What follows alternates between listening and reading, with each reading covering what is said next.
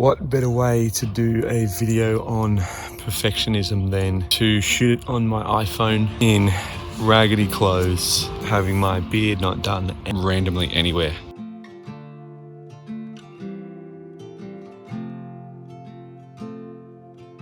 I was thinking about the next video I wanted to do, and I was thinking about how I'm going to do the perfectionist video and how I'm going to possibly get all the footage I need, the B-roll, how I'm going to, overcomplicate it and basically attempt to perfect it. And that was a perfect example of exactly what I'm trying to attempt to avoid with my perfectionism. My perfectionism comes in a lot, and I'm getting better at hearing it.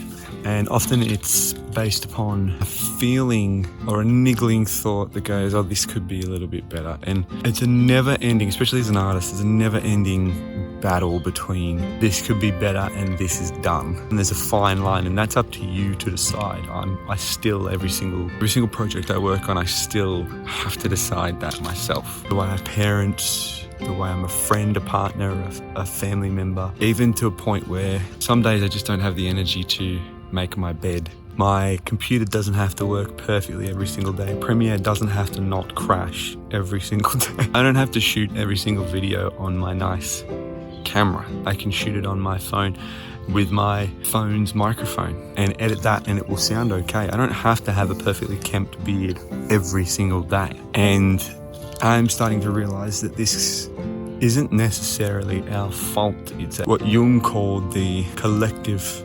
subconscious. If I got that wrong, I'll put what it really is down below, because it doesn't have to be perfect. But look how beautiful this tree behind me looks when I stand here and I discuss this topic. Look at that. How's that? That's super imperfect. This tree is super imperfect. Dub in the B-roll here, please.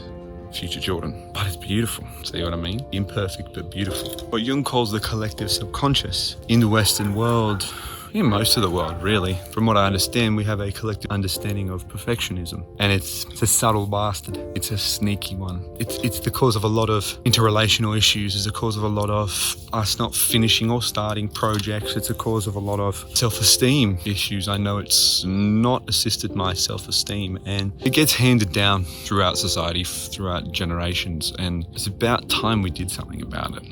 I think it's about time we changed the paradigm. And I want to start by not making perfect videos like this. I'm still going to make highly produced videos. Don't get me wrong. Good looking videos is part of my thing. However, videos like this on an iPhone 13 mini, pretty good technology to begin with. I mean, shouts to Jess Karp, who started and still, I believe, continues to build her channel from an iPhone. Some of my best videos, my sketchbook videos, were shot on this iPhone. So beautiful. Anyway, final thoughts on perfectionism. We have high expectations for ourselves, which we can't fulfill. We have high expectations for others. And what you believe to be perfect is a never-ending standard. And here's the reality. Perfect doesn't exist. That's the irony of the perfectionism paradox, is that perfect does not exist. It never will. And it never has, because imperfect is what's beautiful. Our imperfections is what makes us beautiful. And our failures is what makes us successful. So I often make videos for those with ADHD and neurodivergence, particularly ADHD artists. However, I think this is for everybody. This is for those of you out there who are still struggling with perfectionism. I'm no psychologist, I'm no doctor, so I can't give you the nuanced subconscious understanding of it. Look into Jung and the shadow self. Perfectionism is a bit of a disease right now, and I know that it affects me often. This is why I'm still standing here in front of this tree in the park on my morning walk, doing this type of video.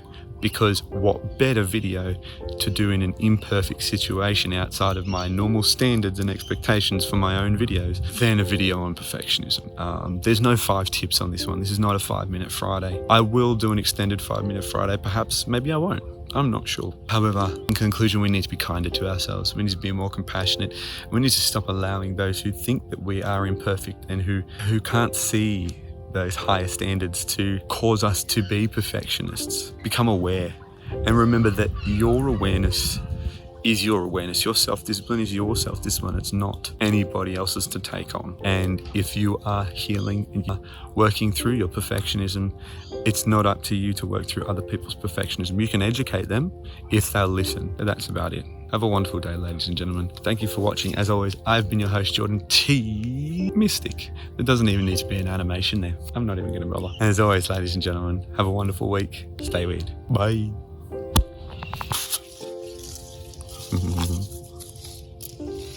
I love you all.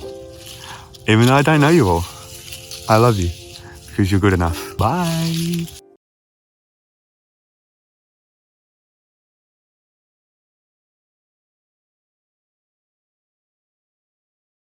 Just quickly, the point, I'm standing right here at this playground, at this park around the corner, near where I grew up. Holds a little bit of trauma for me, weirdly enough. Speaking of perfectionism, that's why I actually did this video as I was walking past here, because I needed to take back that space. This space here, I shot a music video when I was 16 with my friends for a song I made called She's My Girl. That video caused all of us some pretty relentless bullying throughout the community. We all went to different schools and it caused us a lot of bullying online. Some of the worst online bullying I've ever experienced in my life. I'm 29 now. That was a lifetime ago. Yeah, I just kind of wanted to put that out there. So yeah, I'm glad we've moved on from that and just kind of wanted to share that with my new community. Have a wonderful day, guys. Bye.